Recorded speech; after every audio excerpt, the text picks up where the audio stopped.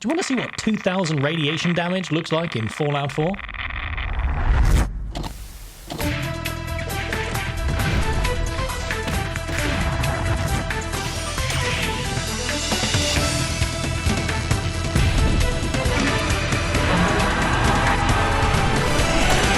Massachusetts, a bustling, thriving state full of happy, progressive people. That was until 2077. But what if the bombs didn't drop? What if something else happened? Something even worse? You see, in this reality, the leading minds of this great state were developing a cure for the most insidious disease known to humankind. A disease that plagues the citizens of America. A disease known as the Karen. Get away from here! In this reality, the world was united in one goal. The goal to cure the most insidious plague known to man. But disaster struck.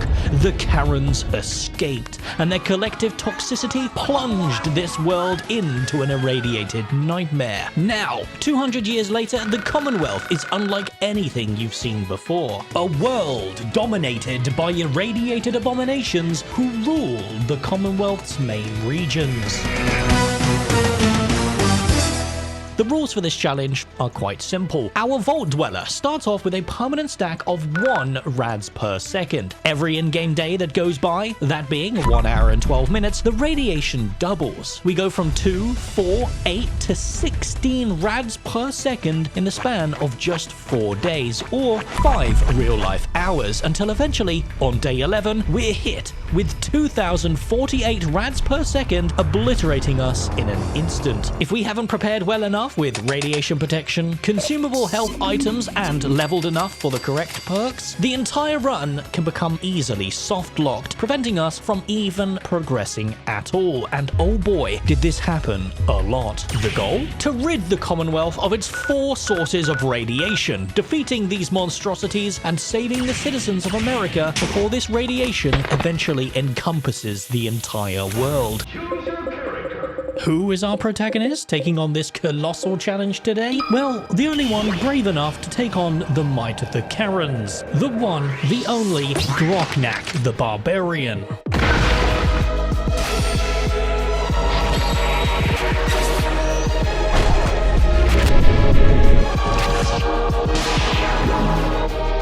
And Groknak's primal hatred for the radiation, making his groin itch, grants him a unique perk. For every boss killed, the excess radiation released from the entity affects the rest of the playthrough, and thus, after every boss, the difficulty increases by 1. Can our protagonist save the Commonwealth from this irradiated threat, or will they succumb to the barrage of radiation and be melted from existence? Welcome to the story of Groknak and his crusade to cleanse the Commonwealth. So initially, we have a few goals to start this challenge. Every moment not spent progressing or earning experience is a potential softlock, and I'll be damned if I'm going to restart this run for the 40th time. As you'd probably expect, leveling up as fast as possible is our primary goal. We need to secure some of these sweet perks as early on as possible in order to keep our face from melting off. So whilst we scrap the entirety of Sanctuary Hills, we'll use this time to introduce Groknak's stats. And I know what you're thinking. Groknak, a big, strong, stupid muscle man, utilizing perks like Idiot Savant and Pack Mule. And to that I say, how dare you disrespect my boy Groknak like that? You don't get into this shape through sheer brute force. Oh no. Groknak has a very particular set of skills that make him a nightmare for people like you. He has maxed out endurance and maxed out intelligence. Yes, that's right. That means this is a build without access to Idiot Savant, losing that ability to randomly gain 3 times normal experience, a perk that is generally considered to be the best experience boost throughout the entirety of a playthrough. We instead need to rely on our superior intellect to level up quickly and destroy our enemies, because every point of intellect increases your experience gain by about 3%. However, despite this unorthodox approach, we will still be relying on Groknak's classic playstyle of smashing people over the head with a comically large chunk of metal. Why are you blue? So worry not, my friends. Groknak still smash. We just does it whilst understanding the quantum physics behind the blood mist that emits from his foe's gaping wounds. Now that Sanctuary Hills is reduced to nothing more than an abandoned car park, we can begin moving towards our next goal. The first steps begin with grinding experience. To do this, we'll be stacking as much intelligence beyond the cap as we can, and the first move is very simple. By chugging the usual morning beer, we can actually lower our intelligence down to 9. Then, by reading this absolute masterpiece, boost our intelligence by 1. When the beer effect runs out, voila! Our intelligence is now permanently 11. But that's not all. By ignoring Preston Harvey's cries for help initially, we can begin moving towards Diamond City and gain another 3 intelligence. The first point can be found by blowing off this random bystander's head, then purchasing a used Sanka hat from the vendor we saved, putting us up to an even 12 intelligence. If anyone knows the logic behind this stat association, I'd love to hear it, because clearly my colonizer brain is not Russian pilled enough to understand. Nearby, we would also run into the fabled trash can Carla, who sells a modest supply of both Radaway and Rad-X. You want to do some trading? Not now. We'll quickly discover that we can't just loot the trader's full supply of items, so we'll move on from that and pretend it never happened, because we instead run into our first legendary creature. Yes, the most deadly of creatures, a legendary Radroach, who ambushed us after we solved a little water puzzle with 2 Radaway, some Rad-X, and a whole bunch of caps. But the biggest reward of all was the armor piece from the Radroach. Our third point of intellect requires a detour. It's still day 1, we still have plenty of time. Surely deviating from the path won't bite us in the arse later, right? By heading slightly north towards a robotics disposal ground, we'll find a fusion core and a fat man. Nope, not that type of fat man, one of these. But we still need a mini nuke if we're going to use this bad boy. So heading slightly west, we'll use our initial bunch of ammo and supplies to blast through the raiders, consuming our Radaway to get rid of that pesky radiation. And then by hacking the advanced terminal, we can gain access to the loot room with a conveniently placed mini nuke. With our baby steps complete, we can now move a lot closer towards Diamond City, giving us a chance to appreciate the differences in this version of the Commonwealth. The high levels of radiation coming from the glowing sea seems to have encouraged the vegetation around Boston to thrive, creating a dense forest. This also has the side effect of introducing new, rabid animals into the ecosystem, as well as enhancing the ghouls in the area. Ghouls now drop additional loot in the form of their blood, but this is an aspect that will come into play later. For now, we kindly rearrange their facial features and continue heading towards Diamond City as fast as possible, because here is the fun part.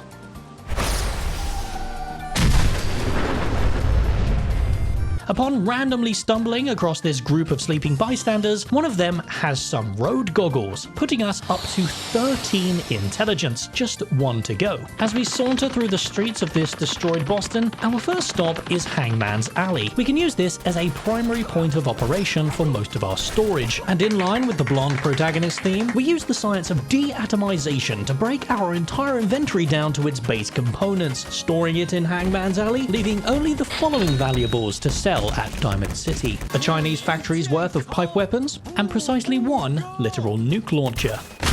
We take all this to Diamond City and are immediately met with a barrage of radiation. A Karen had been spotted outside the walls of Diamond City, and the entire place was on lockdown. Over 100 rads per second in her presence meant we needed to consume one of our precious Rad-X, immediately sending us into a fit of blind rage as we barrel towards the Karen.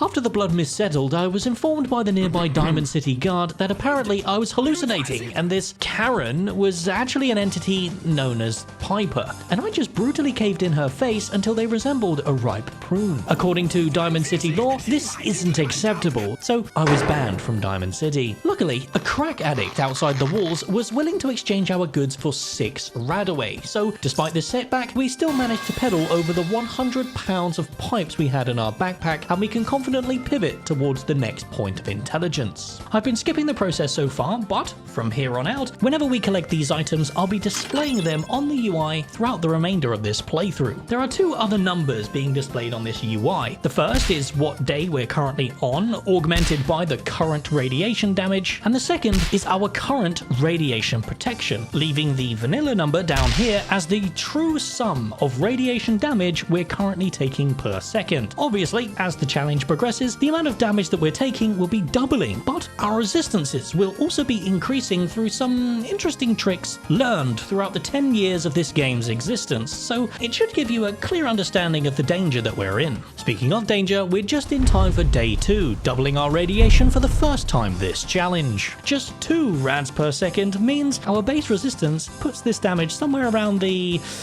I don't know, sunbathing in the Turkish sun range, but this will not last for long, because we've finally arrived at the resting place of our last permanent point of intelligence. All we have to do is trade our immaculate charisma for access into the library. And that goes a little something like this. Please provide your 6-digit employee ID number. 1, 2, 3, 4, 5, 6. Welcome, Mr. Mayor.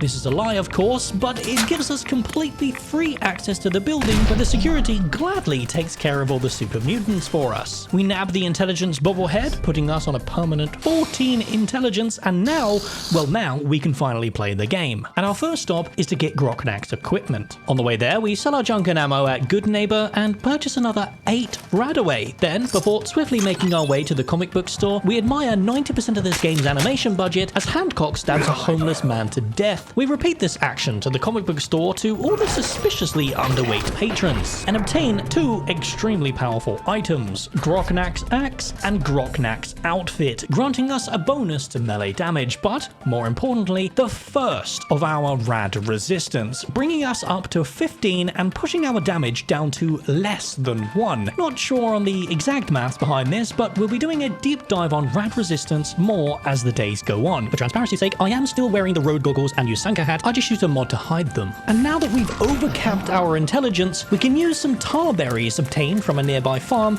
to craft and consume berry mentats. They've kidnapped my husband. I don't have time for this.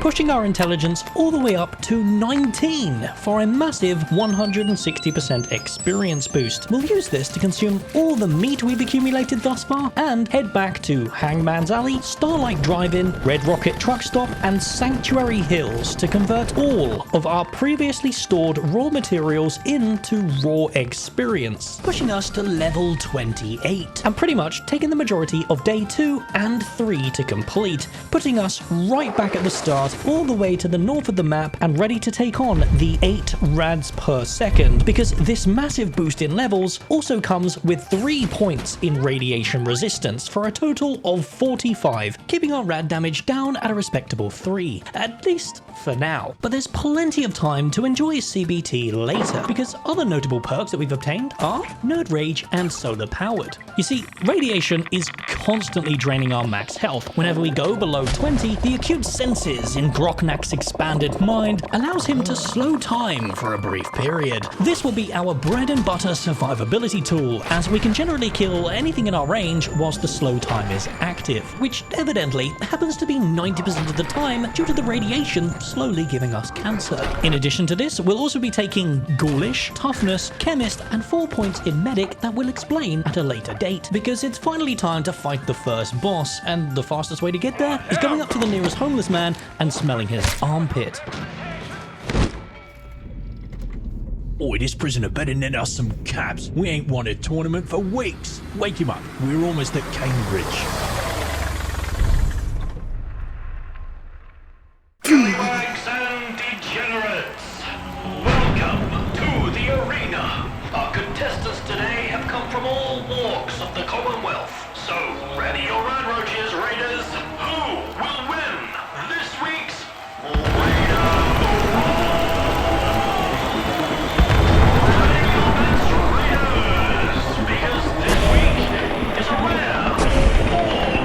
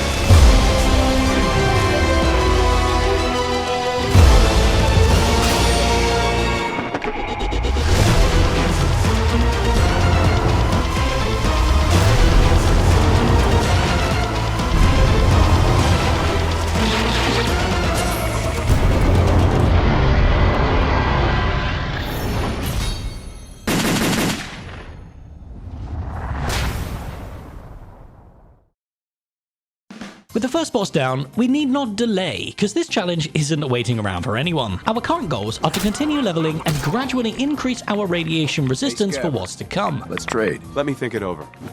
After being dropped off at the Cambridge crater by them bandits, we head west to hit a few important points of interest before making our way back to Preston Garvey. On the way, it is worth mentioning that the difficulty has now increased to hard, and thus our clear speed will be significantly slower from here on out. Regardless, with the defeat of the Radiator, our loot was a generous 1 Radaway and a legendary gun known as the Thunderbolt, a great weapon for clearing out weaker groups of enemies.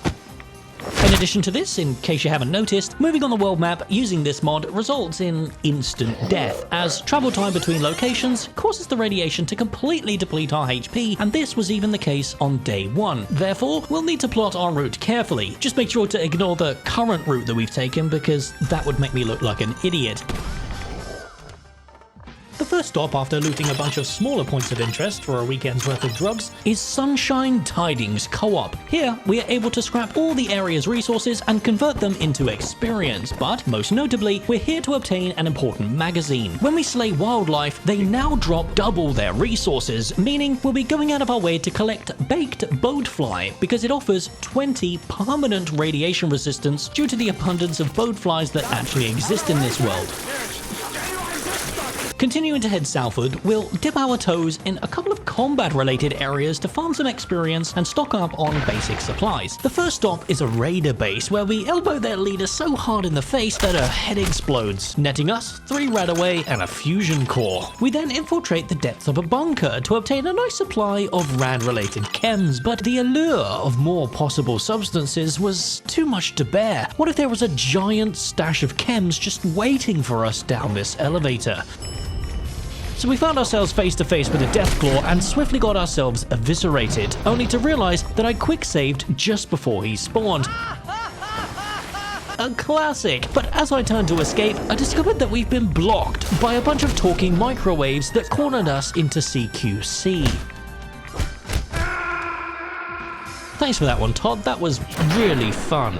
And lastly, at the Mass Blood Clinic, we slay an entire hive of boatflies and obtain almost 30 blood packs for later use. I then spent the rest of day 4 farming experience at Fiddler's Green Trailer Estate, where we use a definitely not exploit to kite around a large group of feral ghouls, one-shotting them with a technique that I like to call the swing your super sledge and hope that you hit them, or for short. And whilst refining this technique over time, the glowing one periodically revives them, letting us kill them again and again and again. We do this for the remainder of day 4, which only ended after I accidentally killed the glowing one, and Grognak decided to perfectly describe my feelings.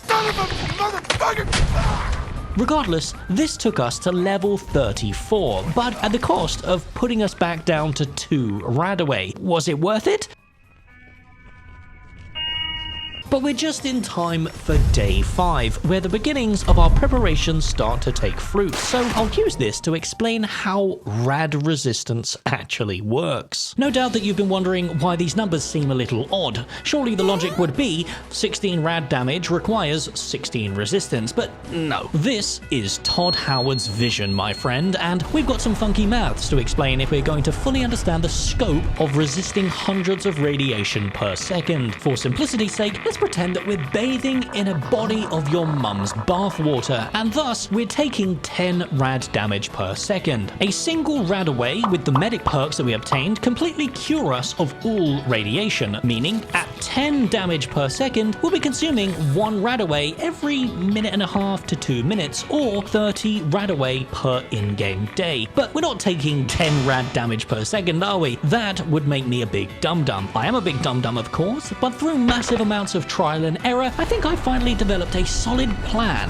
and here are my findings. The Todd maths behind radiation resistance is actually quite simple. If we're taking 10 rads per second and we have 10 resistance, we'll be taking exactly half the radiation damage. For every point of resistance over, the damage is further reduced. However, this isn't a linear curve. For reference, here's a graph that explains the exact numbers, but all you need to know is that we need significantly higher numbers if we're going to keep our rad damage from melting our face off. But fear not.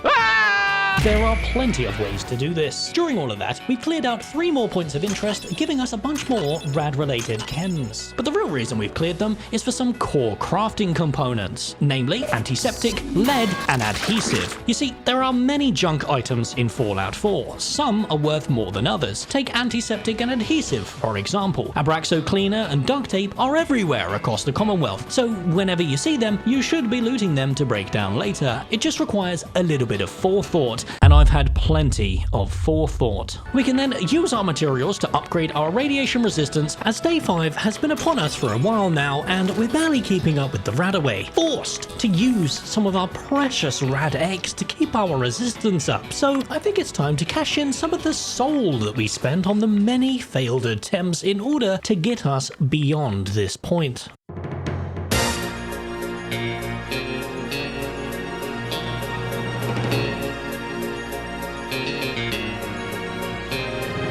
Remember the new materials obtained from our juiced up ghouls? Well, irradiated blood is an uncommon material dropped from them, and this, when combined with the blood sacks that we attained earlier, craft glowing blood packs, giving us another 85 rad resistance. On top of this, we can also use our lead to upgrade the 4 armor pieces we have with a lead lining for an additional 40 rad resistance. Finally, from all the potatoes and carrots that we found throughout the Commonwealth's farms, we have an infinite supply of vegetable soup, and because our baked boatfly is running low, boom, we can replace that with vegetable soup for an additional 25 rad resistance. But it doesn't end there, my friends, because we've been saving Rad X for this entire run, so it's finally time to start using it, granting us a massive 100 additional resistance, bringing our total to 380! And at this resistance, the 16 rads per second is reduced down to barely, just barely, 2 rads per second. Very impressive, if I don't say so myself. Any excess materials we have left over, which is quite a fair amount due to the last 6 hours of hardcore scavenging, can be used to mass produce Radaway, letting us finally leave Hangman's Alley, because we have just under half of Day 4 to progress towards Far Harbor and many powerful radiation-related buffs. However, access to this is locked behind the next boss, an entity that appeared in the Commonwealth sometime after the Karen outbreak. He united the clans of super mutants and developed technology never seen before. Now Grognak must face them in their stronghold, the West Everett Estate, where they throw the full force of the super mutants against him.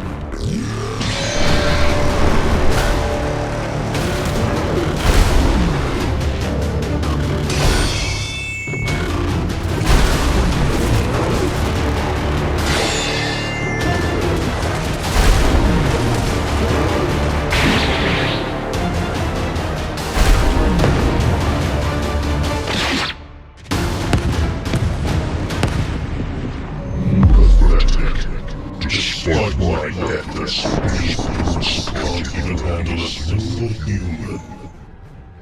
I loathe the resilient spirit of you humans. Your faith, your dreams. Hope is nothing but a human delusion. So allow me to show you the truth.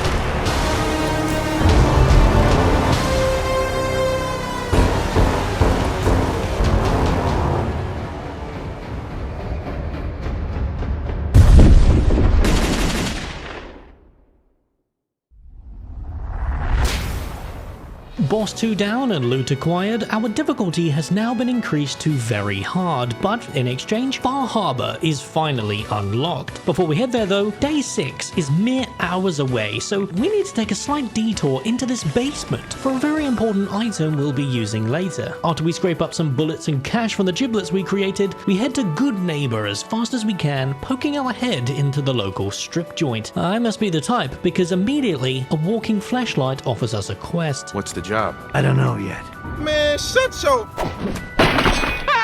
Upon arrival, the long-awaited Day 6 dawns, and we're hit with 32 rads per second. With our current resistance, this is reduced down to 7, but by completing Jack's quests, we can do much better. What's this package I'm looking for? It's a metal case holding vials of serum. Are you sure about that? How do we obtain these serums? Well, by committing mass murder, of course. So we swiftly decapitate our targets and collect what we came for.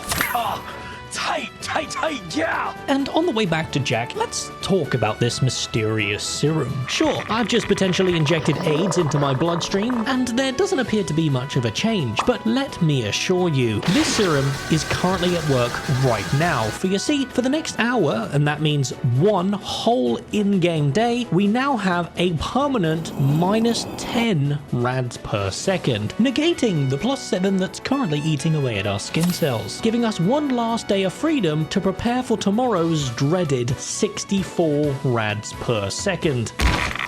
But we're not done yet, because upon further interrogation, Where are they?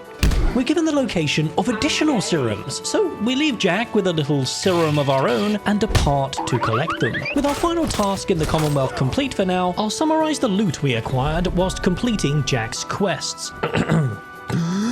We purchased 7 Radix and 8 Radaway from Good Neighbor, 4 Radix and 9 Radaway from random loot containers, and we did one final breakdown session in Hangman's Alley for 4 more Radaway, meaning it's time to dip our toes into Far Harbor's misty shores.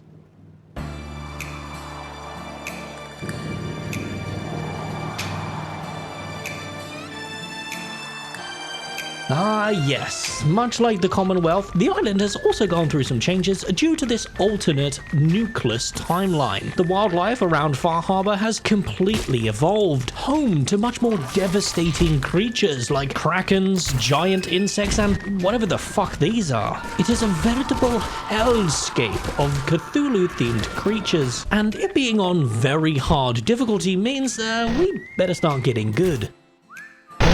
Upon landing, our first task is to assert dominance by convincing the town that we're not an unhinged Radaway addict. Are you lost? Oh, come on. That's crazy.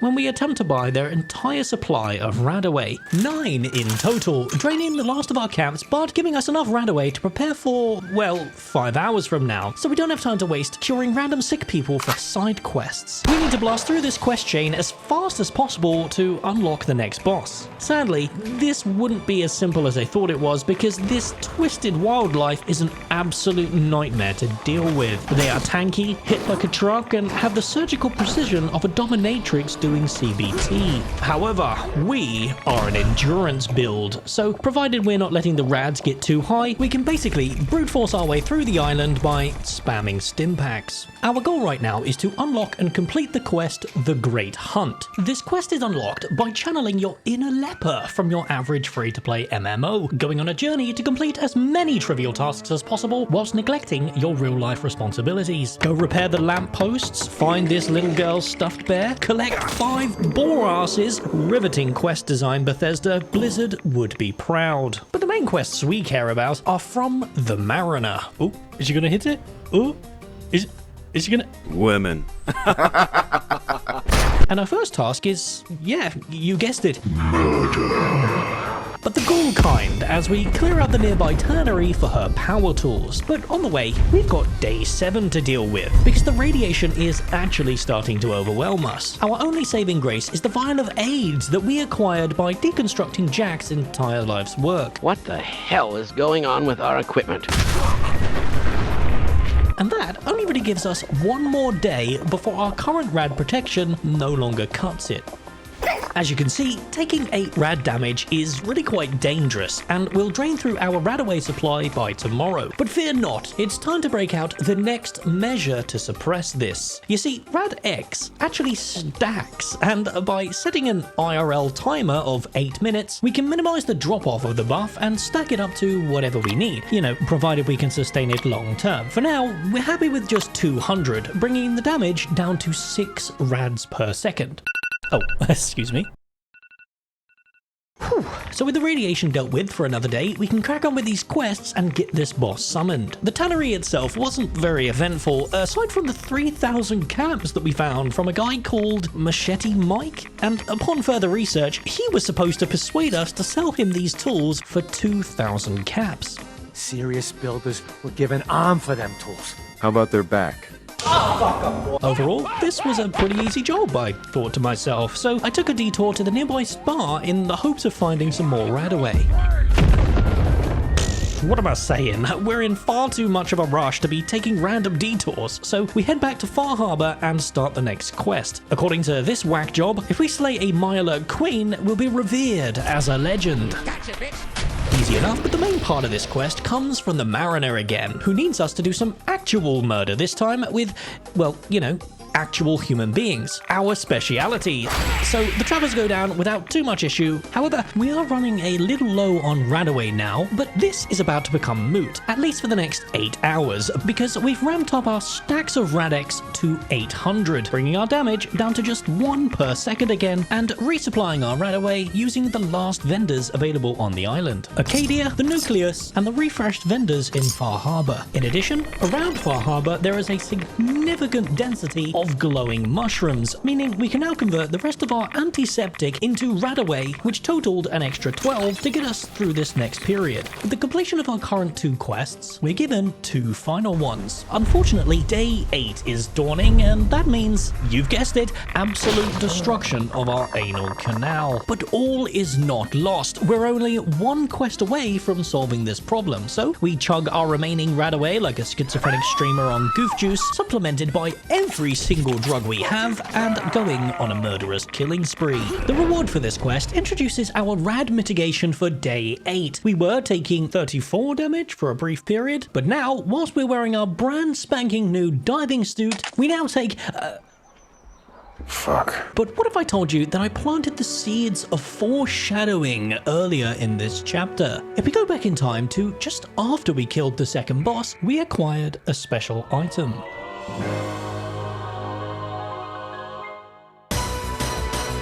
The Hazmat Suit is a special item in Fallout 4 that provides a massive amount of rad resistance, a huge upgrade over our diving suit's 250. But Moggies! I hear you cry. Why would I wait until now to wear such a powerful item? Well, you see my friends, the Hazmat Suit replaces all of our armor, including our iconic Groknak outfit. Therefore, I'll only be using this to travel between areas lest I face the wrath of a flashlight on legs as it bites off my cock. But alas, it's time, my friends. The Great Hunt is finally unlocked, and the legend of the Green Death Island awaits us.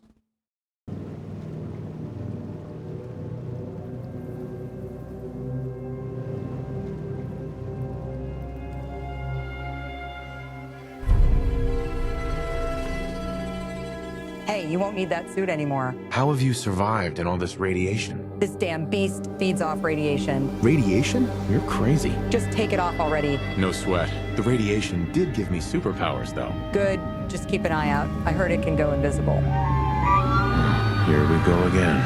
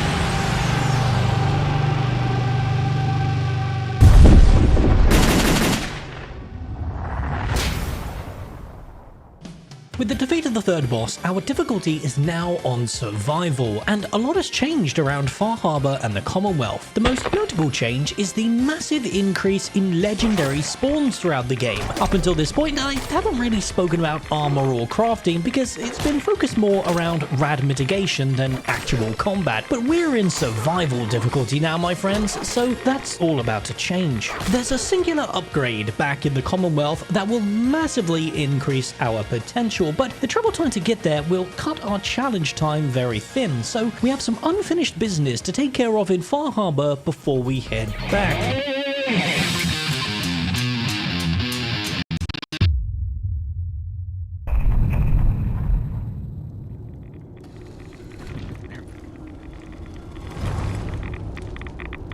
Welcome to the Railroad, a faction consisting of crack addicts, hobos, and sexy AI. It's here that we'll obtain an upgrade that should help us survive this difficulty's massive damage, and is only accessible to our specific build. But we've come a long way. The travel distance between Far Harbor and here had pretty much taken up the entirety of day 8, and survival difficulty also introduces a bunch of, well, survival mechanics. This is primarily eating and drinking to avoid some mild debuffs, but what really put a stopper on this particular challenge was something that hit me quite close to home: the requirement to sleep. Obviously, whilst we're taking this barely manageable amount of rad damage, the game literally doesn't let you sleep. But what's even worse, if we get exhausted, we don't actually fall asleep and die.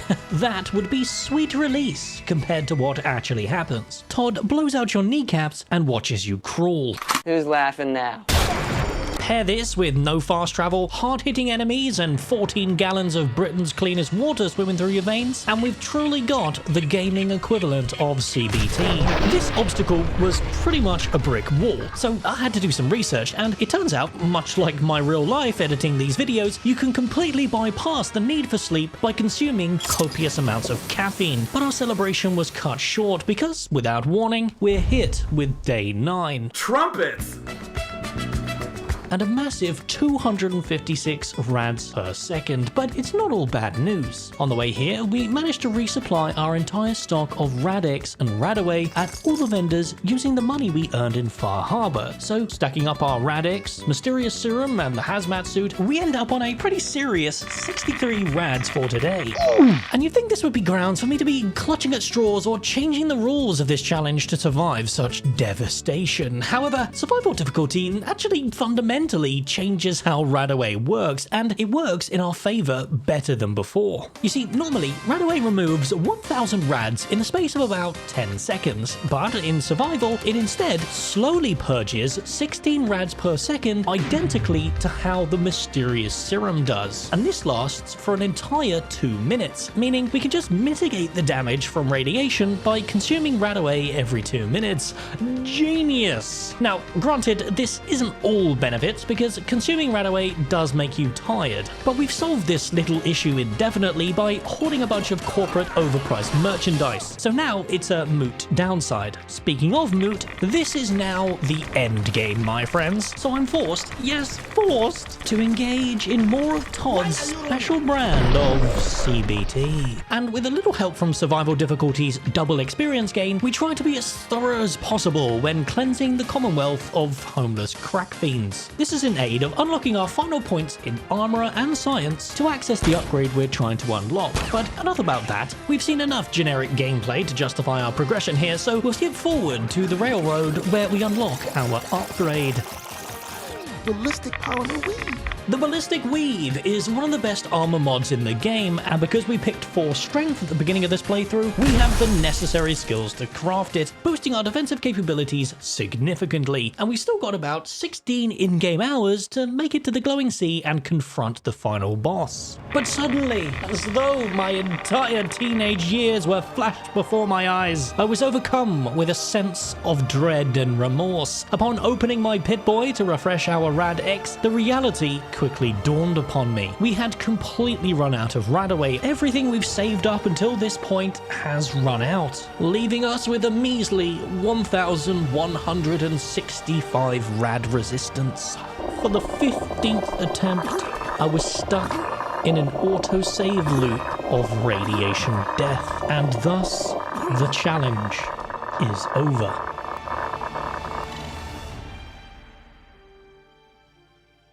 Or is it?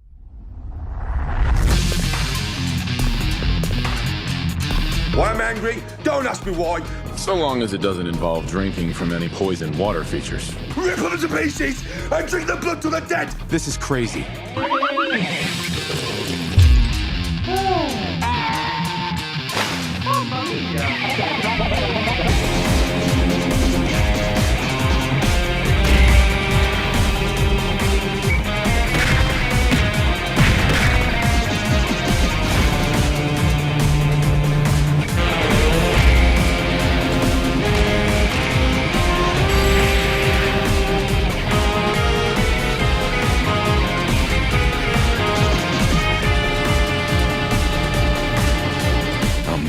Fucking hate this place! Fucking dickheads! Fucking hate it! You're all crazy, and I'm not joining your cult.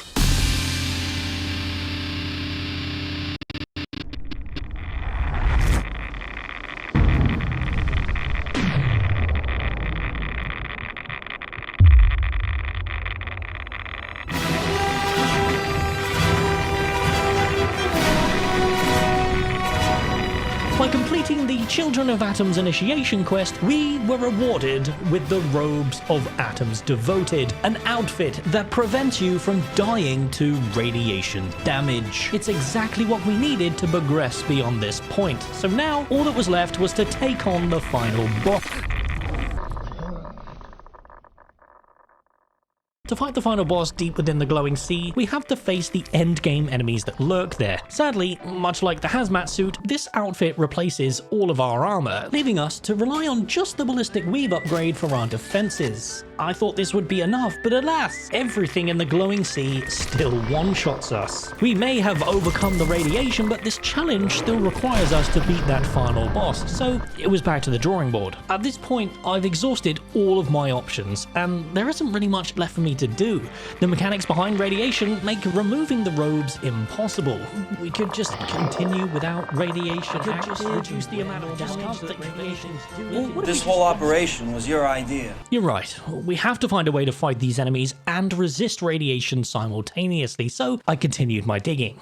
Minutes turned into hours, hours turned into days, as we painstakingly found as many legendaries as we could find. We actually acquired a full set of rad powered, boosting our strength in proportion to our rad damage. Now sitting in our inventory, Groknak's full potential, with a full melee focused build utilizing a massive 40 strength. But there was still one obstacle. If we take off these robes, the now 2000 radiation damage completely destroys us in a nanosecond, so I kept searching, looking up forums, Reddit posts, ancient archived YouTube tutorials, until eventually the answer was revealed to me. Ladies and gentlemen, proudly presenting my final build.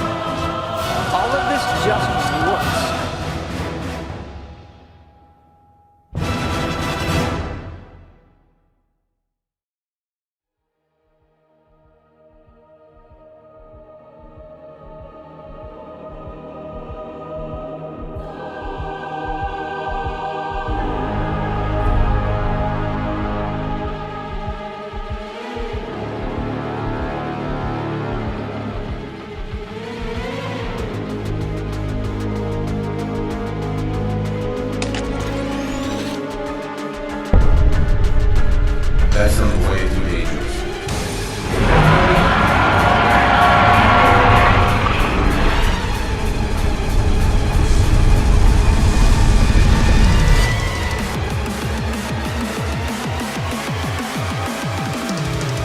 Fucking